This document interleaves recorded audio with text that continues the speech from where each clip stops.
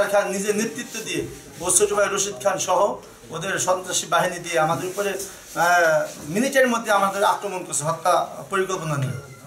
যা যার কারণে ওরা প্রত্যেকেরই আঘাত করছে পাঁজরে, ওদের অন্য কোনো জায়গায় টার্গেট নিয়ে নেয়, ওরা টার্গেট নিয়েছে শুধু পাঁজরে ওরা আঘাত করছে আমাদের যে কটা আমার রুগী প্রত্যেকটা রুগীকে ওরা পরিপূর্ণ হত্যা করার জন্য আঘাতগুলো করছে এবং মারাত্মকভাবে জখম হয়েছে। তারা মামলা করছে, আসামি এখনো গ্রেপ্তার হয় না। আমরা এতে হতভঙ্গ, আসলে কেন আসামিগুলো গ্রেপ্তার হচ্ছে না।